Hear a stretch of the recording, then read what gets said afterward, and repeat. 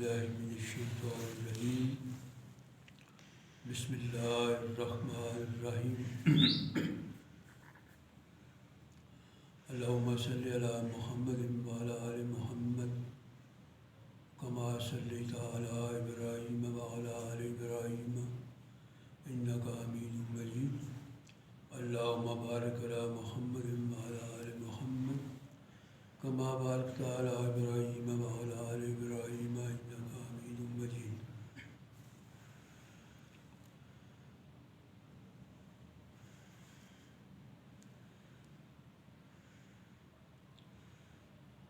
بسم اللہ الرحمن الرحیم الحمدللہ رب العالمین الرحمن الرحیم۔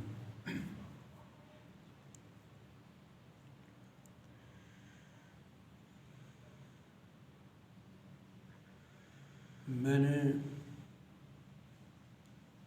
آپ کے سامنے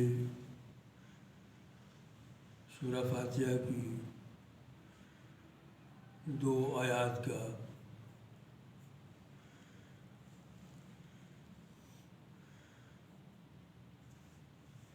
ورد کیا ہے یا پڑھی ہے۔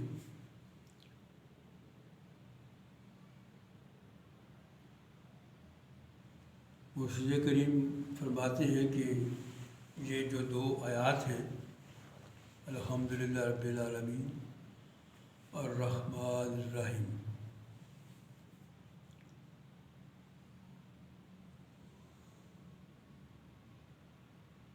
یہ تمام تعریفیں اللہ کے لیے جو عالمین کا رب ہے اور وہ رحمان ہے اور رحیم ہے، یا بڑا مہربان رحم کرنے والا ہے۔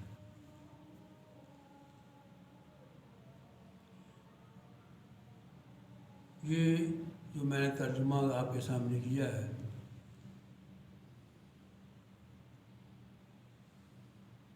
اس ترجمے کو موجودہ دور کے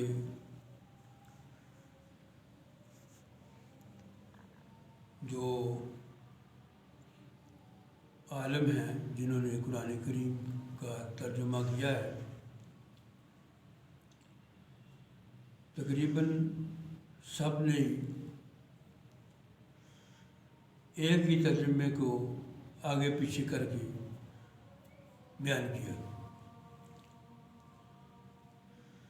کسی نے کہا کہ الحمدللہ رب العالمین، تمام تعریفیں اللہ کے لیے جو تمام جہانوں کا پالنے والا ہے۔ کسی نے کہا کہ الحمدللہ رب العالمین، تمام تعریفیں اللہ رب العالمین کے لیے۔ رحمان اور رحیم یہ اس کی 2 صفات ہیں اللہ تبارک و تعالیٰ کی۔ تو رحمان اور رحیم اس کا ترجمہ بھی ہر عالم نے اپنے اپنے ذہن کے مطابق، اپنی سوچ کے مطابق اور اپنے علم کے مطابق کیا۔ یہ تو ہوئی ظاہری بات۔ ہم چونکہ روحانیت کے اسٹوڈنٹ ہیں،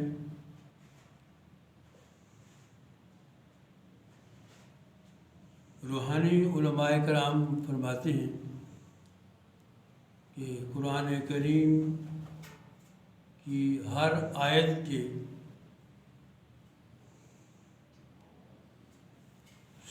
7 معنی ہیں، یا 7 اس کے باطن ہیں۔ ایک اس کا ظاہری معنی ہے اور 7 اس کے باطنی معنی ہیں۔ ظاہری معنی تک تو ہم سب لوگ واقف ہیں، لیکن باطنی معنوں سے ہم واقف نہیں ہیں۔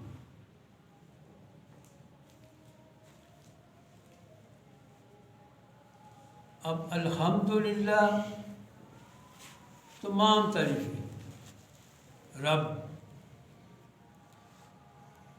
عالمین، رب العالمین، یہ تمام تعریفیں اس اللہ کے لیے یا اس رب کے لیے جو عالمین کا پالنے والا ہے۔ اب وہ بیسید رب کے عالمین کو کیسے پالتا ہے، کیسے ان کو رزق فراہم کرتا ہے، اس رزق کی فراہمی میں کون کون معاملت کرتا ہے، اس کے بارے میں عوام الناس کو اس کا علم نہیں ہے۔ اچھا، جب وہ رزق کی فراہمی کرتا ہے تو وہ رحمان اور رحیم کی صفت کو استعمال کرتا ہے۔ اللہ بیسید رب کے جب مخلوق کو رزق فراہم کرتا ہے تو رحمان اور رحیم کی صفات کے ذریعے عوام الناس تک رزق پہنچاتا ہے۔ اچھا، اب جب رزق کی بات آتی ہے تو ہم صرف اور صرف روپیہ پیسہ کو رزق سمجھتے ہیں۔ ہم سمجھتے ہیں کہ ہمارے پاس پیسے ہوں گے تو ہم ہر چیز خرید لیں گے، ہمارے پاس پیسے نہیں ہوں گے تو ہم کوئی چیز نہیں خرید سکتے۔ حالانکہ اگر آپ غور کریں تو آپ کو یا مجھے ہم سب کو سمجھ آئے گی کہ رزق سے مراد صرف پیسہ نہیں۔ اگر اللہ تبارک و تعالی ہوا میں سے آکسیجن کو کھینچ لیں تو کیا ہم پیسے سے آکسیجن لے سکتے ہیں؟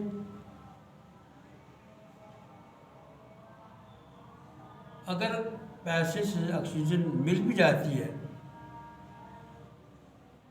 وہ اتنی مہنگی پڑے گی کہ ہم اپنے سارے وسائل کو استعمال کر کے بمشکل ایک ہفتہ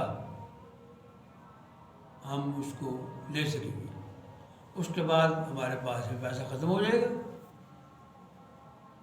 پھر ہم کیا کریں گے؟ سیدھی سی بات ہے کہ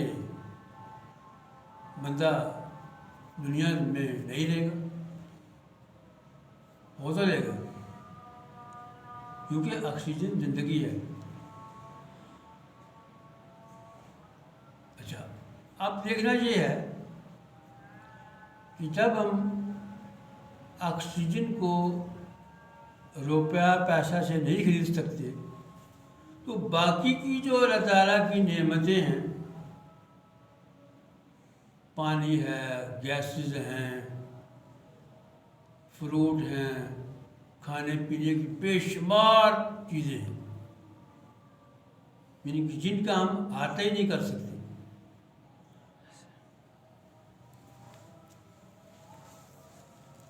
تو بات یہ سمجھ آئی کہ اللہ بیسید رب کے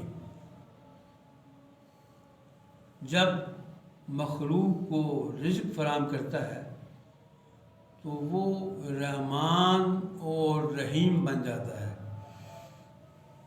جب وہ رحمان اور رحیم بن جاتا ہے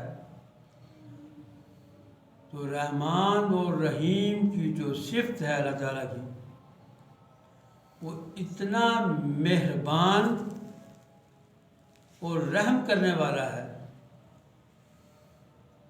کہ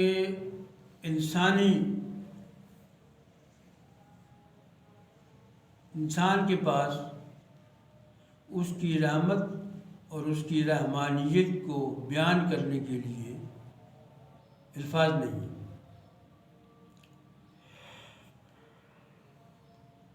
رحمان اور رحیم ان دونوں کا ایک ہی مادہ ہے، وہ ہے رحم۔ اور اللہ تعالیٰ اپنی مخلوق پر اتنے رحیم ہیں، مرشد کریم فرماتے ہیں کہ جب سے کائنات تخلیق ہوئی ہے، اللہ تعالیٰ کی صفات سے اربوں خربوں دنیایں بنی، اور اللہ کے اسم رب اور اسم رحمان اور رحیم سے فیل ہو رہی ہیں، اور اللہ تعالیٰ کے اسم رب اور رحمان اور رحیم کی جو ایجنسیز ہیں ان میں ایک ذرہ برابر بھی کمی نہیں ہوئی، وہ جوں کی توں ہیں، وہ جوں کی توں ہیں۔ اس کی ایک مثال زمین کے اوپر بھی موجود ہے، اگر ہم غور کریں، وہ ہے آب زمزم۔ آب زمزم ہزاروں سالوں سے چلا آ رہا ہے، ہزاروں لاکھوں گیلن روز استعمال ہوتا ہے، لیکن اس پانی میں ایک سوتر برابر بھی کمی نہیں آتی۔ یہ ظاہر مثال ہے۔ باقی آپ غور کریں تو آپ دیکھ لیں گے بہت کچھ سامنے آئے گا۔ مثلاً ہزاروں لاکھوں بلکہ کروڑوں میں روزانہ جانور ذبح ہوتے ہیں، لیکن کبھی ایسا نہیں ہوا کہ کسی دن یہ ہوا ہو کہ آج جانور ختم ہو گئے۔ کمی نہیں ہوتی، اس لیے کمی نہیں ہوتی کہ اس کائنات کا جو بنانے والا ہے اس کی ذات کا اور اس کی صفات کا کوئی حد و شمار نہیں ہے۔ اسی لیے اللہ رب العالمین کی ہستی کے بارے میں ہمارے پیارے آقا حضرت محمد رسول اللہ صلی اللہ علیہ وآلہ وسلم کا ارشاد گرامی ہے کہ جتنی قربت اللہ نے مجھے عطا فرمائی، نوع انسانی میں سے کسی کو بھی نہیں ملی، لیکن اس کے باوجود بھی میں اللہ کو پانے کا جو حق تھا وہ میں ادا نہیں کر سکا۔ تو اب ہم اس ایک دو آیات جو پڑھی ہیں، الحمدللہ رب العالمین الرحمن الرحیم، اگر اس کے اوپر بات کی جائے تو بہت کچھ بیان کیا جا سکتا ہے۔ رحمان اور رحیم کی صفات کا احاطہ کرنا مشکل ہے، اور اللہ جو ذات ہے وہ اپنے بارے میں ارشاد فرماتا ہے کہ تمہاری دنیا کے تمام سمندر سیاہی بن جائیں اور تمام درخت کلمے بن جائیں، وہ لکھتے رہیں اور اتنے سمندر اور لے آئیں تو تمہارے رب کی باتیں باقی رہیں گی۔ اتنا عظیم الشان ہمارا اللہ ہے جس نے اپنی پہچان کے لیے ہمیں پیدا فرمایا ہے۔ لیکن دیکھنا یہ ہے کہ نوع انسانی میں سے کتنے لوگوں نے پیغمبران کے علاوہ، اولیاء اللہ کے علاوہ، کتنے لوگوں نے اللہ کو پہچانا اور اللہ سے تعلق قائم کیا۔ یہ ایک بہت بڑا نوع انسانی کے لیے المیہ ہے، جبکہ اس نے خود ہی فرما دیا کہ میں خزانہ تھا۔ خزانہ کیا؟ صفات کا خزانہ تھا، اللہ کی صفات کا خزانہ۔ اس کی صفات اتنی زیادہ ہیں کہ ان کا عدد و شمار نہیں ہے۔ قرآن کریم میں صرف 99 صفات کا ذکر ہے جو مین صفات ہیں۔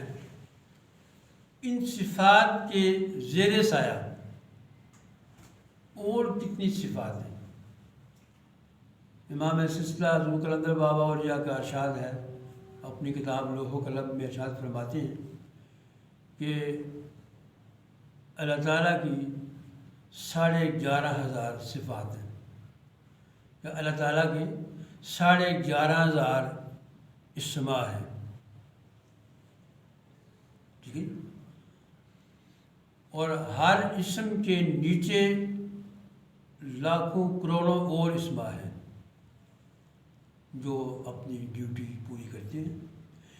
ان اسماء کے ساتھ اللہ تعالیٰ کے برگزیدہ فرشتے کام کرتے ہیں، اور ان فرشتوں کے اوپر وہ بندے جن کو اللہ تعالیٰ نے اپنا قرب عطا فرمایا ہے یا اپنے راستے پر چلنے کی توفیق عطا فرمائی ہے، یا وہ لوگ جو انعام یافتہ ہیں، وہ ان فرشتوں کے اوپر نگران ہیں اور اللہ کی صفات کو اپنے اندر انہوں نے متحرک کیا۔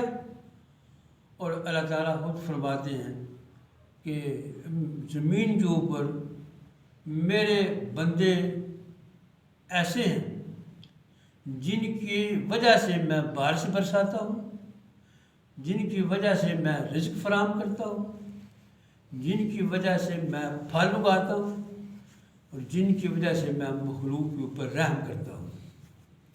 تو اب وہ بندے کون ہیں؟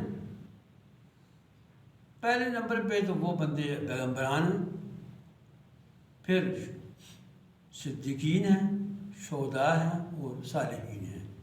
صالحین اللہ کے دوست ہیں، اللہ کے دوستوں کا عدد و شمار نہیں ہے۔ ہمیں بھی چاہیے کہ ہم بھی اللہ کے دوست بنیں، اور اللہ کے دوست بننے کے لیے ہمیں اللہ کے دوستوں کے ساتھ ربط قائم کرنا پڑے گا، تعلق بنانا پڑے گا، اور وہ ہمیں بتائیں گے کہ آپ اللہ تعالیٰ کی صفات کو جو ہر بندے کے اندر موجود ہیں، رحمان، رحیم، یا حیو یا قیوم، یا علیم ہو، یا خبیر ہو، یا بصیر ہو، جتنی بھی اللہ تعالیٰ کی صفات ہیں، اللہ تعالیٰ نے ان صفات کا عکس آدم کی اولاد کے اندر بلٹ ان کیا ہوا ہے۔ بس ان صفات تک رسائی حاصل کرنی ہے۔ آخر میں مرشد کریم کا پیغام آپ لوگوں تک پہنچانا چاہتا ہوں۔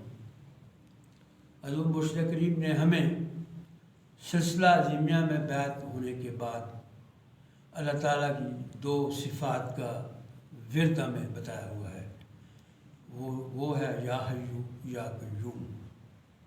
پچھلے دنوں میں حضور مرشد کریم نے فرمایا کہ اب میرے بچوں نے یا حیو یا قیوم پڑھنے میں کمی کر دی ہے۔ وہ اب نہیں پڑھتے ہیں، کم پڑھتے ہیں.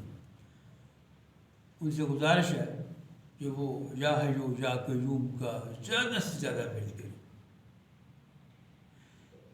میں ایک دن سوچ رہا تھا، گھر میں بھی بات ہو رہی تھی کہ 2 اسم ہیں مرشد کریم نے ہمیں بتائے ہوئے ہیں، یا حیو یا قیوم. اگر ہمیں ان یا حیو یا قیوم ہے زندہ اور قائم رہنے والے اللہ کی یعنی زندگی فراہم کرنے والے اور زندہ رکھنے والے، یہ 2 اسماء ایسے ہیں اگر کائنات سے اللہ تعالیٰ ان کو کھینچ لے تو پوری انسانی یا پوری کائنات فنا ہو جائے گی. تو فرماتے ہیں کہ یہ بنیاد ہے، اسم اعظم ہے، بیس ہے یہ انسان کی. یوں سمجھ لیں کہ انسان کو ان 2 صفات کے ذریعے رزق فراہم ہوتا ہے، جس کے لیے ہم دوڑے دوڑے بھاگے بھاگے پھرتے ہیں. ٹھیک ہے. وہ فرماتے ہیں کہ یا حیو یا قیوم کا میں نے سوچا کہ اگر ہمیں اس کا ادراک ہو جائے، سمجھ آ جائے کہ اور اس کا ہمیں مشاہدہ ہو جائے، یا حیو یا قیوم اس سماع لایا گیا اور اس کے پیچھے جو روشنیاں کام کر رہی ہیں، انوار و تجلیات کام کر رہے ہیں، اگر ہمیں ان کا مشاہدہ ہو جائے تو یقین کریں ہم دنیا کے سارے کام چھوڑ دیں گے اور صبح سے لے کے شام تک یا حیو یا قیوم کا ورد کرتے رہیں گے. ہمیں چونکہ ابھی ان 2 صفات کی معرفت حاصل نہیں ہے، ہم کہتے ہیں یہ 2 اسم میں کیا ہوگا اس 2 اسم سے. حالانکہ اگر آپ دیکھیں تو اللہ تعالیٰ کے ایک اسم نے کن یا کائنات تخلیق کر دی. 2 لفظ ہیں، کاف اور نون. اس کے مقابلے میں یا حیو یا قیوم میں کتنے لفظ ہیں؟ بہت سارے. ٹھیک ہے. تو بابا جی نے فرمایا ہے مرشد کریم نے کہ یا حیو یا قیوم کا ورد زیادہ سے زیادہ کریں. اس سے آپ کو اتنے فوائد حاصل ہوں گے، ظاہری بھی اور اگلی دنیا میں بھی. ابھی ہمیں اس کا شعور نہیں ہے. ہمیں چونکہ حکم ہے لہذا ہم اس حکم کی تعبیر کریں. ہمیں پیچھے نہیں پڑنا چاہیے کہ اس کے پیچھے کیا ہے، وہ خود سمجھ آئے گی. لیکن ہم اس کو خلوص نیت سے پڑھیں تو صحیح. اچھا، اگر ہمیں کوئی کام ہو دنیاوی، اس کے لیے ہم یا قیوم بہت زیادہ پڑھنا شروع کر دیں گے تاکہ کام ہو جائے دنیا کا. جبکہ دنیا کی حقیقت آپ سب لوگ پتہ، آپ لوگوں کو کتنی اس کی اہمیت ہے، کتنی اس کی لمٹ ہے. اس کی اصل زندگی تو کروڑوں سالہ کی ہے، وہ اگلی دنیا ہے. یہ ہمیں اس دنیا میں 60 70 80 سال 100 سال کے لیے ہمیں اللہ تعالیٰ نے بطور ٹیسٹ بھیجا ہے کہ یہ یہاں آئے ہیں تو کیا یہ مجھے یہاں بھی یاد رکھتے ہیں نہیں رکھتے ہیں. ٹھیک ہے جی. ایک ہوتا ہے ذکر، ایک ہوتا ہے ورد. ورد تو ہم کرتے ہیں یا حیو یا قیوم، لیکن جو ذکر ہے، اسی یا حیو یا قیوم کا جو ذکر ہے وہ اور چیز ہے. ٹھیک ہے. جب ہم ورد کریں گے تو یہی ورد ہمارا ذکر بن جائے گا. جب ذکر بن جائے گا تو پھر ہمیں زبان سے پڑھنے کی ضرورت نہیں رہے گی. یہ ہمارے قلب کے اندر، ہماری روح کے اندر، ہمارے دماغ کے اندر، ہمارے سینے کے اندر خود بخود چلنا شروع ہو جائے گا. ایسا چلے گا کہ بے اختیار چلنا شروع ہو جائے گا. اس کو کہتے ہیں ذکر. خاموش ہو رہا ہے لیکن اندر ذکر چل رہا ہے. تو اللہ نے فرمایا کہ جو لوگ مجھے یاد کرتے ہیں، جو لوگ مجھے یاد کرتے ہیں میں ان کو یاد کرتا ہوں. ایسا نہیں کہا کہ جو لوگ میرا ذکر کرتے ہیں میں ان کا ذکر کرتا ہوں. یہ تو کہا کہ افضل ذکر لا الہ الا اللہ. لیکن جب یاد کی بات آئی تو ہم آیا کہ جو لوگ مجھے یاد کرتے ہیں اور میں ان کو یاد کرتا ہوں. اچھا، اب اللہ تعالیٰ ورد کرتے ہیں یا یاد کرتے ہیں؟ مثلا میرا ہے آپ کا کسی کا نام بلاتے ہیں وہ نہیں، وہ تو یاد کرتے ہیں۔ اچھا اب اللہ تعالیٰ کیسے یاد کرتے ہیں، یہ بھی ایک الگ سے ایک علم ہے، یہ بھی ایک الگ سے ایک سسٹم ہے، کیسے اللہ تعالیٰ یاد کرتے ہیں؟ بجائے تو اللہ کی نہ زبان ہے نہ اس کا کوئی ظاہری اس کا نظام ہے، پھر وہ کیسے یاد کرتے ہیں؟ میں تو جو یاد کرتا ہوں ذہن کے مطابق اپنے ذہن میں یاد کرتا ہوں، لیکن وہ میں کیسے یاد کرتے ہیں؟ یہ بھی ایک سوچنے کی اور غور و فکر کرنے کی بات ہے۔ تو یہ میرے ذہن میں آج کی بات یہ آئی تھی کہ میں الحمدللہ رب العالمین الرحمن الرحیم کے اوپر بات کروں، انشاءاللہ اللہ نے توفیق عطا کی تو اس کے اوپر مزید آگے تھوڑا سا ڈیپ جا کے بات کریں گے۔ السلام علیکم ورحمۃ اللہ وبرکاتہ۔